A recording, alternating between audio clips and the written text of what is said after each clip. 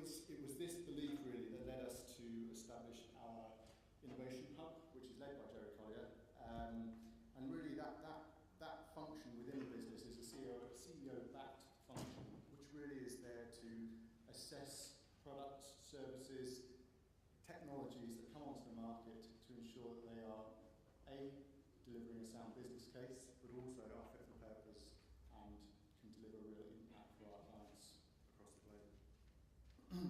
What becomes clear to us, however, and I think there will be agreement in the room here, is that HR is not necessarily renowned for being the most forward in embracing innovation, or certainly not being one of the early adopters for innovation. So that really led us to working with HRO today to understand what are the inhibitors, what are the reasons for that, and are there any conclusions that we can draw? So we took this quote from Harvard Business Review, and I think it's relevant for this statement really. Is in order for an organisation to build capability, it requires a systematic approach. And I think the same can be applied for those organisations that choose to embrace innovation. It's not just about a single tool, it's not a single approach, it's about harmonisation of a range of skills, tools, technologies, approaches, culture that really deliver impact. It's not that single tool. So, I guess what do we believe the catalysts for change are? I think it's undeniable that the market is massively evolving. The workforce of today is going to look very different to the workforce in 2020, 2025. And technology does play a really important part in this. It's not, however, just about technology. There is a space for that handwritten note, that personalised attention is probably more vital now than it ever has been in a largely technology-driven environment. However, $2 billion, I think it was, in 2015 has been invested in HR technology. And I think there's an insatiable appetite within the sector for a greater deal of sort of consumer-grade experience. So how can technology underpin a greater candidate experience? Not just candidate experience, but the hiring community experience. The increased mobility of the workforce, the increased mobility of the hiring community, the insatiable appetite for greater depth of data, depth of workforce analytics, and the rising demands that come with a much more liquid workforce. All of these are sort of catalysts for change and catalysts for needing to drive innovation. But it's not surprising, I think, that so many of the HR community are kind of stuck in, can't see the wood for the trees. It's where do you start? How do we make sense of the innovations that are available on the market? We often talk in balancing the need for digital and analog. So what does that mean? Effectively, what we believe it means is not discarding the things that work to replace them with technology. It means being clear about the new technologies that you're putting in place, being absolutely rigorous about assessing the business case for implementing them, and then being rigorous about assessing the results that they yield. That's effectively what the Innovation Hub for us does. I think another way of looking at it, perhaps, is imagining an environment where that personalised call from the CEO sits quite harmoniously with the digital onboarding and video induction, for example. It's those sort of harmony between old techniques and new technologies approaching the market. So I think one of the things that I mentioned really was around what we did, what this led us to really sort of the beginning of 2016, working with HRO today to understand what those inhibitors are. The research paper, which we'll be publishing shortly, will be in two parts. We surveyed 103 senior HR leaders across North America.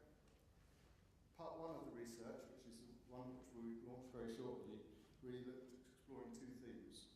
Firstly, what is informing your innovation decision? And secondly, how do you prioritise decisions relating to embracing new techniques and innovation?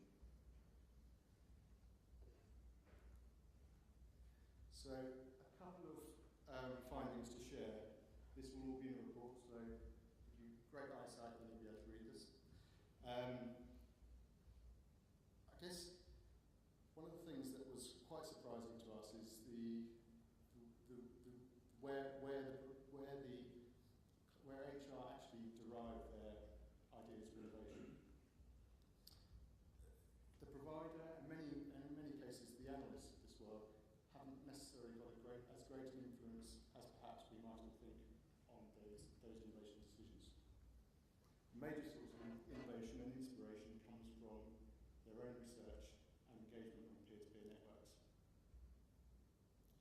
central to this, I think, is the peer-to-peer networks. It's about what are my competitors doing, what is proven, how are they gaining benefit from embracing new tools and technologies. And I think that really goes to say that within the space we operate, we need more HR vanguards.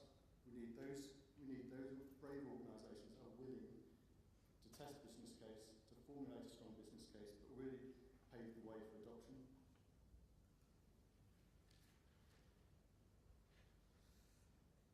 Perhaps less surprising is actually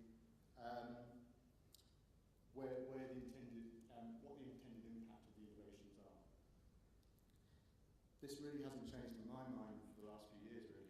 It's still a priority around increasing the quality of the candidate pool, reducing process cycle times, improving quality of hire, improving the candidate experience, and improving retention.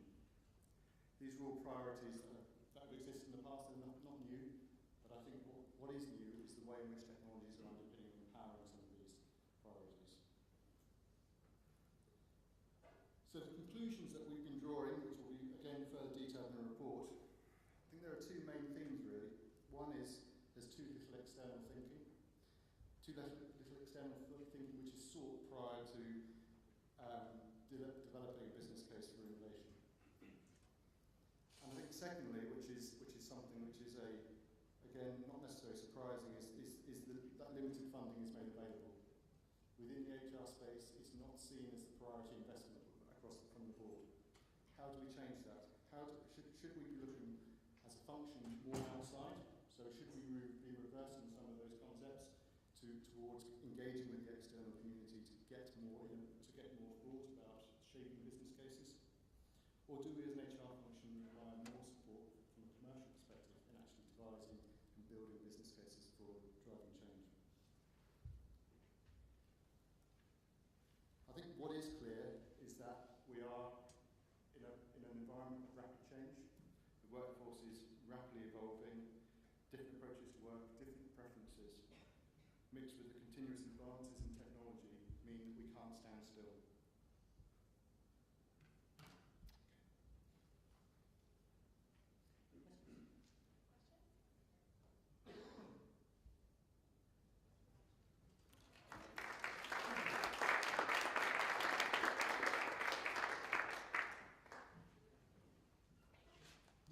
Next up, we have Cielo and research on measuring the ever-elusive quality of hire metric, excuse me. So welcome to the stage, Andrew Manning, Senior Vice President for the board.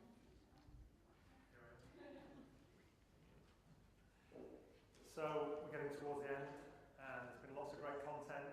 What I think you probably want now is a very light-hearted, amusing presentation full of jokes. I mean, you're not going to get that, okay, not from me. You're going to have a hardcore, deep, data-filled analysis of this sober and serious topic, okay? Hopefully not. We won't do that either. 10 or 15 minutes. I'm just going to talk you through why Cielo has focused its mind over the years, but increasingly recently, around trying to deliver some movement in quality of hire, because often when providers are asked to help with the quality of hire metric, or from an RPO perspective, often a potential client or an actual client asks an RPO provider, well, what will our quality of hire metric be? In the words of Chef from the South Park show, often the answer, explicit or implicit, is, I'm not touching that with a 20-foot pole. And that's such a shame, isn't it? Because if we're not passionate about the quality of the talent that we're bringing into our recruitment activities, then what are we passionate about? We had intended to show you some research that we've done around candidate experience. But when we were going through this process, this just kept jumping out at us. 91% of HR leaders say candidate experience has a direct impact on quality of hire. We just kept coming back to quality of hire. And probably the biggest piece of research that Cielo has ever done was about 18 months ago. We surveyed literally over 1,000 leaders globally in talent acquisition positions. And this was their number one priority. Delivering quality of hires consistently is the most important strategic function of talent acquisition. And we thought, why don't we just talk about the most fundamental thing there, rather than some research about candidate experience, which we're going to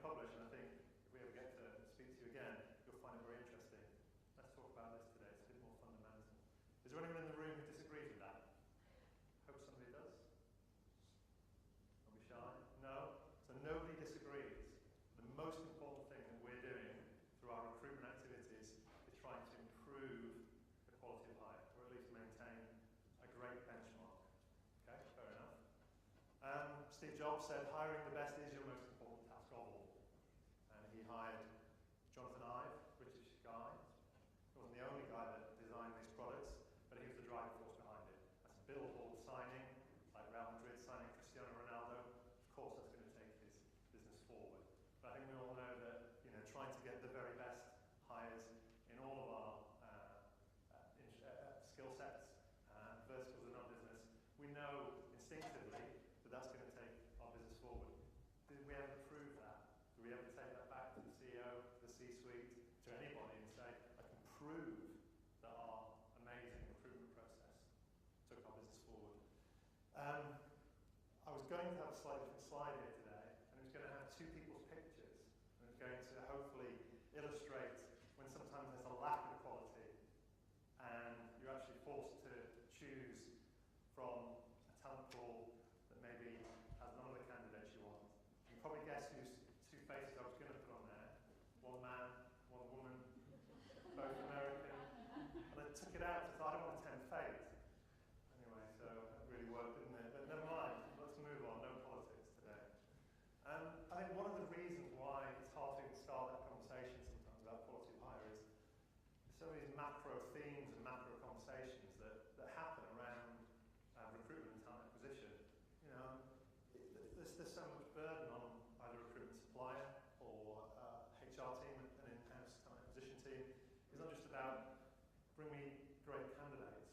It's within a context often of CSR improvements, you know, our strategy, financial return, all of these things kind of mill around it. Sometimes it's hard to start that conversation and say, well, what do we, you know, be specific about what you want us to do in terms of raising the bar on quality of hire. And then there's all these other macro themes, aren't there? You know, we talk about big data a lot. I think more people talk about big data than practice big data. It's my personal opinion. Though, you know, it's a new thing that we're talking about in HR, relatively. So perhaps, you know, we can forgive ourselves that. But nevertheless, there seems to be an increased expectation about what we're supposed to do through our recruitment processes. And are we supposed to automate them more? Are we supposed to be bringing in people who are somehow more aligned to the modern world technology? You know, and if they're not millennials, do they have a millennial mindset, or can they cope with the prospect of people who are coming into the organisation who have radically different expectations? There's a lot of burden that comes when there's a conversation around quality of hire. So what does all that mean? Well, you know, you've got to measure something. What are you going to measure if you really want to measure quality of hire? Are you going to measure how well you're attracting candidates? Different talent pools, what's the size, depth of your talent pool, or your pipeline? You know, how you're attracting candidates from new sources that you haven't attracted them from before? All really valid measures. You know, are you even discovering where the talent is that you haven't done previously? Is there engagement? Are people joining who are better engaged, who are more likely to succeed?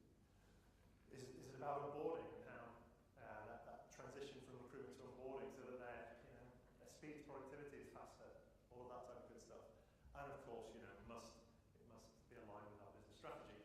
You know, I found over the years that often, you know, if you really were honest about it and you want to talk to your in-house recruiter or your supplier's recruiter, would they know what the strategy was that they were trying to even partially contribute to the recruitment process? I'm not sure.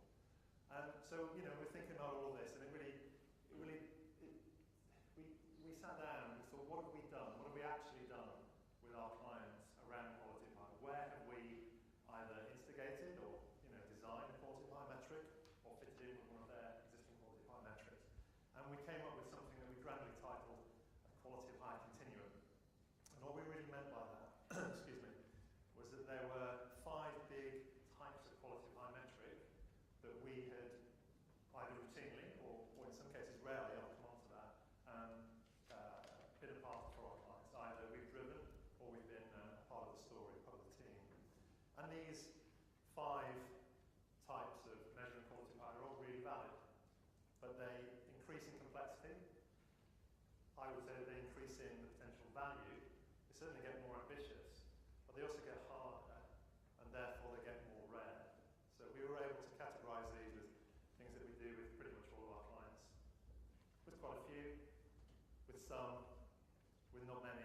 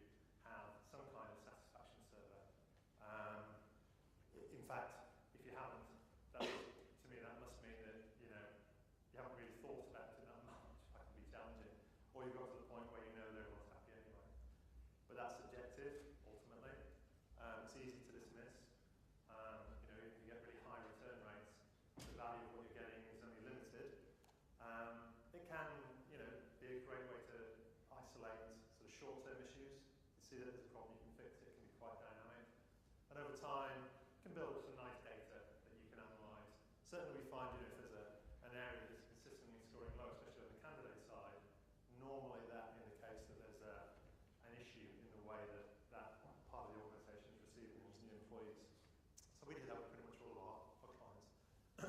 Reduce attrition. Again, really valid measure, and great way to save money. You can't say that, you can't say it's not proven. If you had a baseline of what your attrition was, perhaps in a call center or in a sales environment, and you wanted to reduce that, you can prove that definitively, for sure. Normally, what we find though is that problem ends, or at least decreases to an extent where you don't feel heat of the problem anymore. And not every organisation has got a problem with attrition, right? Certainly in certain verticals. We've spoken to clients over the years. I've spoken to clients who have said, Andrew, is there any way that you can increase our rate of attrition? Oh, okay. I mean, recruitment, maybe we can have a conversation about what the causes of your low attrition are, but that's not our natural hunting ground, obviously. But reduced attrition is a great way to measure quality of hire. It's also a great way to save money because, in effect, the best way to save money is to do less recruitment. On-the-job competency. So this is something that we've done with a few clients where you're really testing the validity of the recruitment process.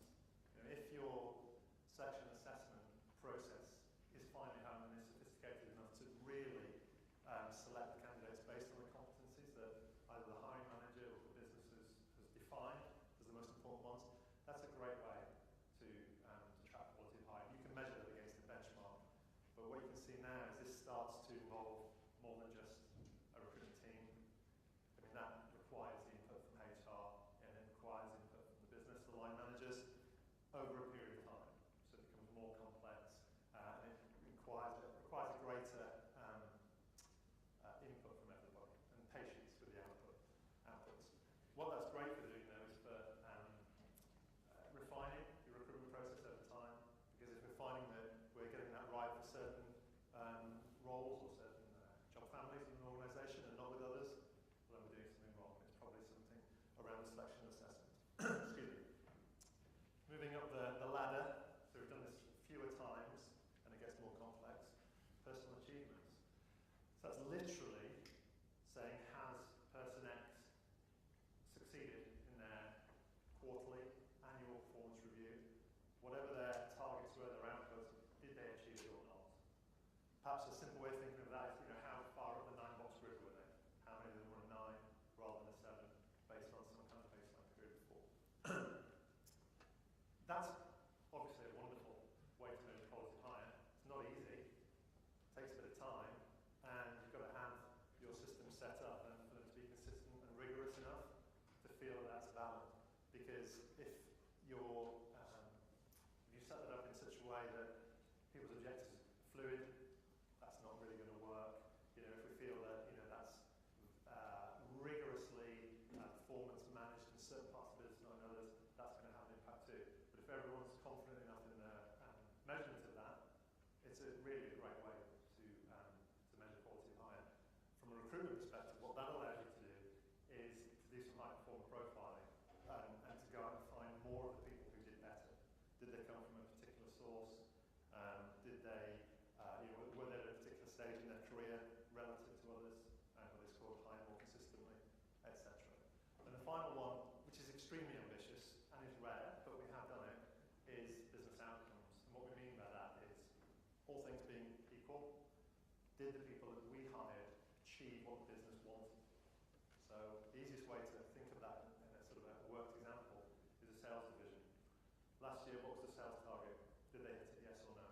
This year, if we're hiring all of your salespeople, why shouldn't it be higher? Now, it's not a perfect science. There are lots of macroeconomic and environmental things that affect that. But again, if everyone's happy enough that the baseline is consistent, or that the environment in which we're doing that is consistent, why not try that? Why not be confident enough to say, well, we're hiring better people than we used to, either because we're just doing it better, we found better sources to hire them from, we're more confident at selecting and assessing them,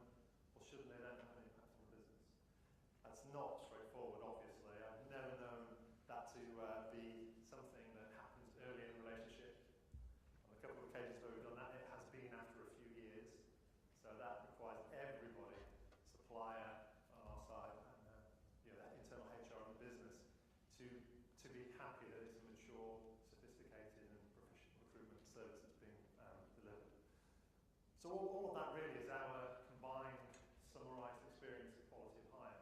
And you know, we just wanted to present it to you today because we thought it doesn't get talked about enough. You know, there's the 20-foot pole that people don't want to touch it with because it just seems a little bit too difficult and scary. And also as things develop and as the war for talent increases, I think a lot of organisations that are providing recruitment on a commercial basis, probably quite understandably, feel that that's another burden on which they might be managed or even penalised. So hopefully that was interesting for you. There's lots more that sits behind that, obviously, but in terms of a whistle-stop tour of the Cielo view on why quality of hire is important,